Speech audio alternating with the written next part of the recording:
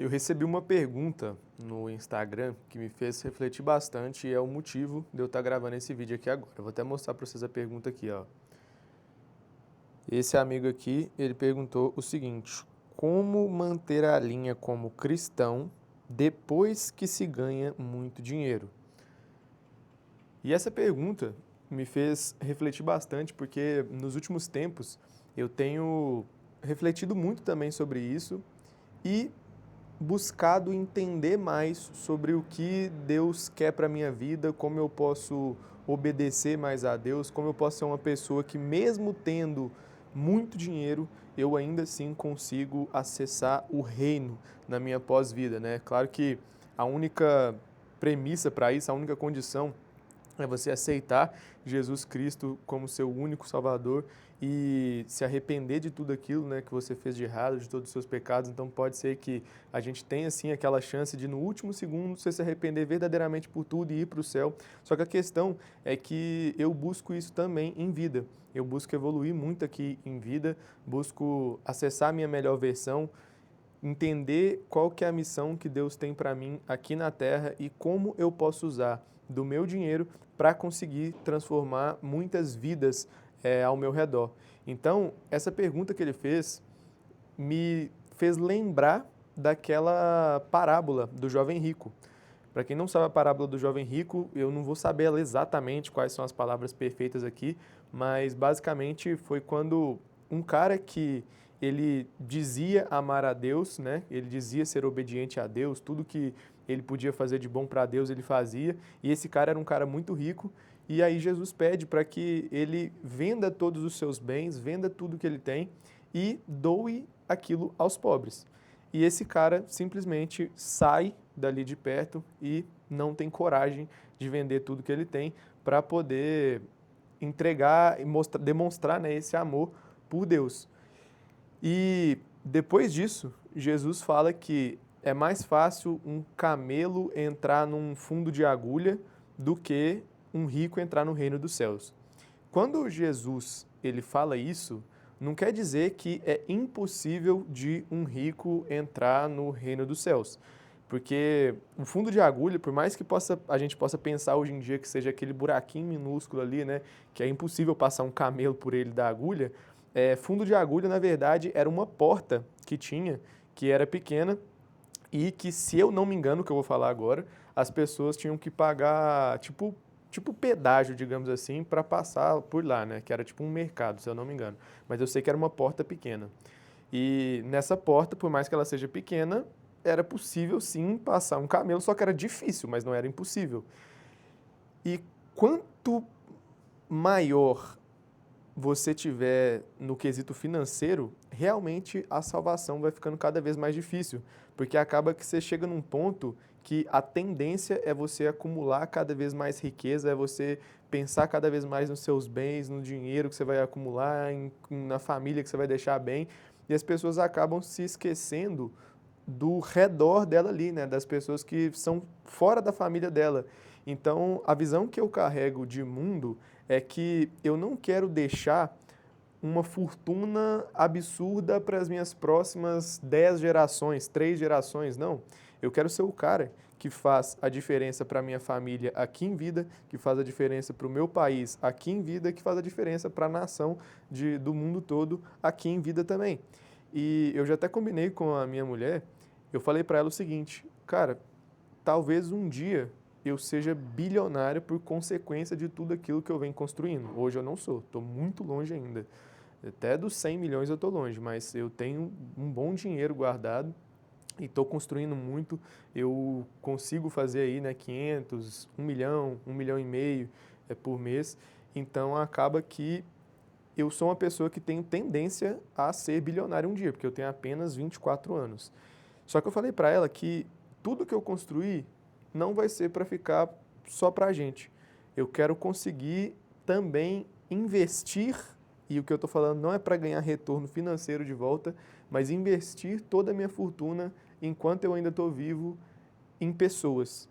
Eu quero poder gastar esse dinheiro com as pessoas aqui na Terra, ajudando causas sociais, ajudando na África, ajudando as pessoas da minha cidade, as pessoas quem trombar na minha vida para que um dia eu possa ser luz para essas pessoas de alguma forma. Hoje eu já ajudo do meu jeito, sei que no momento eu ainda preciso poupar muito dinheiro, eu preciso investir dinheiro para fazer mais dinheiro ao invés de investir somente em pessoas, e eu estou construindo aquilo que eu almejo. E quando eu chegar lá, no meio do caminho eu também vou fazendo isso de acordo com as proporções que eu tenho, né? Mas quando eu chegar lá, eu quero conseguir fazer isso para um número maior de pessoas. E caso eu venha a falecer até lá, eu falei para minha mulher, falei assim, velho, se acontecer, pega essa grana e faz isso que eu tenho como propósito. Porque eu entendi que o dinheiro, ele é um meio para que você possa ter mais segurança, possa ter mais conforto, possa dar isso também para as pessoas da sua família, para as pessoas que você ama, só que ele também serve para você ajudar aquelas pessoas que não tiveram a mesma oportunidade ou que nasceram num lugar, tipo assim, de extrema pobreza, um negócio absurdo, ou que passaram por muitos traumas, ou viúvas, ou crianças, ou doentes. Então, o dinheiro que você faz, muitas pessoas às vezes não têm nem condição de fazer esse dinheiro também. Não tem, às vezes, por falta de oportunidade, mas às vezes porque, pô, às vezes a pessoa não tem um braço, uma perna, às vezes a pessoa não tem um nível cognitivo alto, às vezes a pessoa nasceu numa realidade ali que nunca nem chegou essa informação para ela. Então, eu acredito que ninguém tem culpa do lugar que nasce, mas a partir do momento que você tem acesso à informação e decide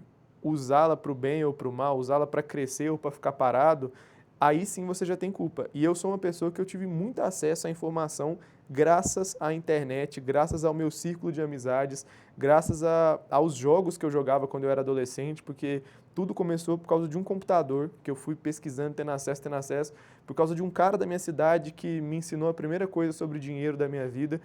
Então, se eu tive acesso a essa informação que muitos não têm, eu tenho sim um compromisso com a sociedade de usar de tudo que eu construí para a própria sociedade, para o próprio crescimento de outras pessoas. E, para mim, na minha visão, para você conseguir não se perder espiritualmente, para você continuar seguindo a Cristo, mesmo tendo muito dinheiro, na minha opinião, é quando você consegue fazer com que Deus sempre esteja acima de tudo e qualquer coisa, seja de pessoas, seja de material, seja de dinheiro. Quando Deus realmente é o seu Deus, Ele é o seu rei e você obedece a Ele em primeiro lugar, aí sim você consegue tanto ser rico, milionário, bilionário e ainda assim conseguir a salvação, dependendo do que você faz com o seu dinheiro. Você não pode deixar o seu dinheiro ser o seu rei. Você não pode deixar você servir ao dinheiro, mas sim o dinheiro servir a você e as pessoas ao seu redor. Na minha opinião, é isso. E se Deus chegar a mandar você vender tudo, você parar de trabalhar, você fazer qualquer coisa, obviamente isso tem que vir de uma forma nítida, né? Você tem que sentir no Espírito Santo que aquilo é uma mensagem de Deus para você, e aí você simplesmente obedece. Essa é a maneira de demonstrar que Deus realmente está em primeiro lugar. E eu estou falando isso aqui não porque do jeito que eu falo aqui é tudo lindo demais. Parece tipo assim, mas falar é muito fácil. E realmente, pode ter muitas pessoas ricas, milionárias, que falam isso também. Só que eu já tive uma prova viva de que eu tenho mais amor por Deus do que amor ao dinheiro. Olha que pra você ver que loucura. Teve uma época que eu estava perdido no mundo, não tinha me convertido, eu acreditava em Deus, mas não no Deus que me apresentaram depois que eu me converti, não no Deus que eu conheço hoje, mas eu simplesmente acreditava porque a minha família, eu nasci num lar cristão ali, né, um lar de pessoas católicas, então eu conhecia de acordo com, eu conhecia rasamente. Nem sei se existe essa palavra rasamente, mas enfim. E aí, cara, acabou que eu comecei a trabalhar no mercado de iGaming, que para quem não sabe é o mercado de bet. E eu ganhava muito dinheiro com isso. Eu já cheguei a ganhar R$ 500.000 líquido por mês ali e colocar esse dinheiro no bolso. Então, para eu largar, quando eu entendi que a aposta não condizia com ser cristão, foi muito difícil. Porque pensa você simplesmente falar assim, pô, velho, não tem nada na Bíblia falando de aposta especificamente, né? Não tem falando, tipo assim, isso aqui é proibido, isso aqui é um pecado. Só que tem outras coisas que mostram que aposta é pecado, que é você prejudicar outra pessoa, né? E se você amar o próximo como a ti mesmo, você não vai querer que ele seja prejudicado. Logo, você fazer uma pessoa se viciar, talvez, ou perder o dinheiro dela, quer dizer que você está cometendo, sim, um pecado. Fala também, né, para não tentar ganhar dinheiro fácil, que também é um pecado. Então, tipo assim, se você for parar para ver e buscar o verdadeiro entendimento, mesmo que não fale diretamente sobre apostas, se você ver como que funciona o mercado de apostas, você vai ver que sim, é um pecado. Mas, enfim, entendi isso e decidi que eu iria largar esse mercado e iria servir a Deus e ainda assim buscar ganhar muito dinheiro. Nessa transição que eu tive de mudar desse mercado, abandonar essa renda e ir para um novo mercado não, uma nova área dentro do mercado digital, que é o que eu sempre trabalhei, eu fiquei 7 meses num prejuízo absurdo, porque o meu custo de vida era quase 50 mil reais e eu fui tomando prejuízo porque eu estava tentando encontrar algo novo que me desse uma proporção de dinheiro muito alta. Obviamente, eu já tinha acumulado muito caixa com o mercado de iGame, com o mercado de lançamentos, né, de vendas, que eu já tinha feito bastante ali também, já tinha feito muitos milhões. E eu tinha um carro de quase R$ 1 milhão também, que era uma Porsche Cayenne 2023. Toda zeradinha, velho. Peguei praticamente zerada. Estava com acho que 6 mil ou 5 mil km, não sei. E nisso, eu fui ficando no prejuízo no primeiro mês, segundo mês, terceiro mês, quarto mês, quinto mês. E aí o dinheiro só saía e não entrava, só saía e não entrava, porque eu estava testando, né, em fase de teste, sempre a gente gasta bastante dinheiro. E eu senti no coração que Deus estava pedindo para eu desfazer daquele carro, mesmo que eu tivesse condições para tê-lo, eu sentia que Deus estava falando para eu vender aquele carro. Então, a primeira prova de amor que eu sigo a Deus acima de todas as coisas, quando eu entendi quem realmente é Ele, foi abandonar o mercado de bet, que eu ganhava R$ 500 mil por mês. Então, ali foi a primeira. E a segunda foi quando eu escutei a voz de Deus dentro de mim pedindo para eu vender aquele carro. Por quê? Quando a gente vai conhecendo a Deus, a gente vai entendendo que a gente precisa de abandonar a nossa carne e fazer tudo por Ele. Fazer tudo colocando Deus em primeiro lugar. E quando eu entendi que Deus estava falando dentro de mim para vender aquele carro, é porque aquele carro me fazia ter ego. Ou seja, aquele carro fazia eu ainda amar bens materiais, porque eu sentia que aquele carro me deixava superior dentro da sociedade. E quando você acha que um bem material te deixa superior, automaticamente você está falhando com Deus, porque ninguém é superior a ninguém. Todo mundo é igual perante a Deus, todo mundo é igual aos olhos de Deus.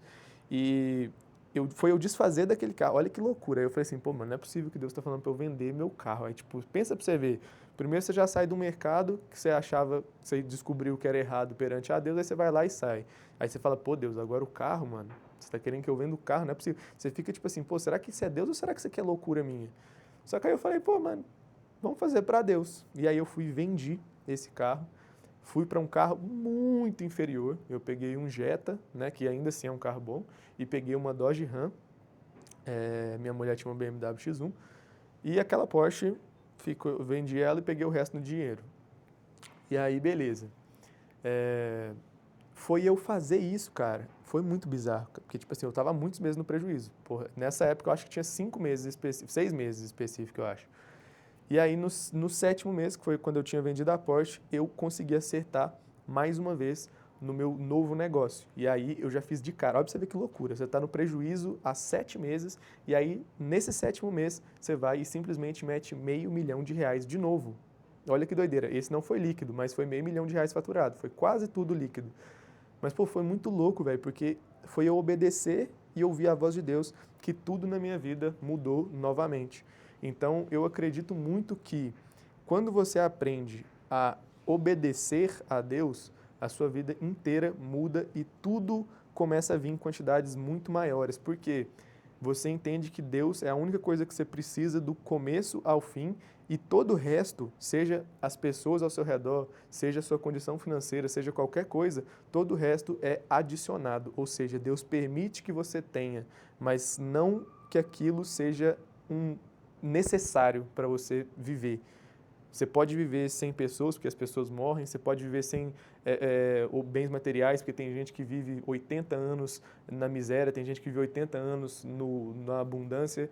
e ninguém precisa de alguma coisa para viver. A única coisa que a gente precisa mesmo é de Deus. E todo o resto é adicionado. Então, depois disso, tudo na minha vida começou a ser adicionado em quantidades muito abundantes. E eu comecei a fazer tudo na minha vida para Deus em primeiro lugar. Então, eu aprendi a comer melhor para Deus, eu aprendi a trabalhar melhor para Deus, eu aprendi a fazer academia para Deus, eu aprendi a fazer tudo para Deus, porque eu vi que quando eu fazia para mim, ou eu fazia mal feito, ou não mal feito sempre, mas tipo assim, eu fazia com menos vontade. Tinha dia que eu fazia mal feito, porque é aqueles dias que você acorda e, pô, não quero fazer nada. E hoje já está começando a ficar muito diferente, porque eu não vou falar que eu ainda faço tudo 100% motivado porque eu faço para Deus, porque tem dias que eu ainda falho e não consigo dar o meu máximo para Deus. Só que sempre que eu lembro que tudo que eu estou fazendo é para Deus, aí sim eu dou o meu máximo. E eu acredito que essa linha de raciocínio que eu estou passando para vocês é uma linha de raciocínio muito legal e que pode sim fazer com que Deus olhe para isso e fala, pô, mano, da hora. Isso que pode ser legal. Não sei se eu vou entrar ou não no reino, mas essa é a minha estratégia, digamos assim. Essa é a minha forma de demonstrar o meu amor para Deus. Acabou que eu nem me apresentei nesse vídeo, mas se você não me conhece, eu sou o Hugo Castro. E se você gostou desse vídeo, se inscreve no canal e deixa seu like aí. Tamo junto e é nóis.